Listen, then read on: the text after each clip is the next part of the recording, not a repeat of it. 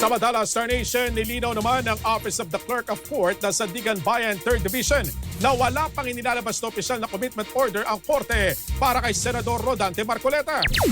Ayon sa korte, kailangan munang pisikal na may harap ng Philippine National Police ang senador sa hukuman bago makompleto ang proseso sa return of warrant at ang pagbibigay ng commitment order. Ibig sabihin na ang nasa kustudiya pa rin ng PNP-CIDG ang senador.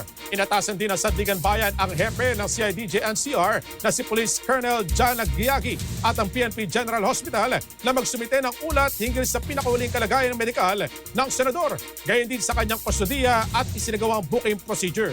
Inutos sa korte na may sumite ang mga naturang ulat sa loob ng 24 oras mula sa pagtanggap ng kautusan. Ayon sa korte, hindi pa ito naglalabas ng commitment order dahil hindi pa naihaharap si Marcoleta sa dibisyon matapos sa kanyang booking procedure.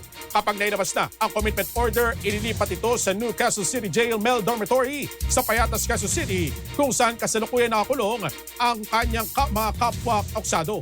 Kaugnay nito, kinumpirma rin ng Clerk of Court ng 3rd Division ng Sandigan Bayan na hindi na matutuloy ang nakaschedule sana na pre-trial at arraignment sa Biyernes o sa July 10 dahil sa mga pending motions ni Senator Marcoleta at ang kanyang mga co-accused na sina dating Congressman Mike Defensor at ang mga negosyanteng sina Aristotel Viray at Joseph Espiritu.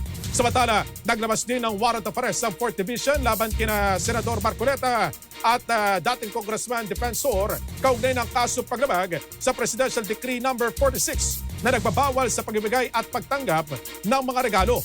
Inatasan ng korte ang sheriff ito na ihatid ang mga warrant of arrest sa mga lugar kung saan kasalukuyang naroon ang dalawang akusado.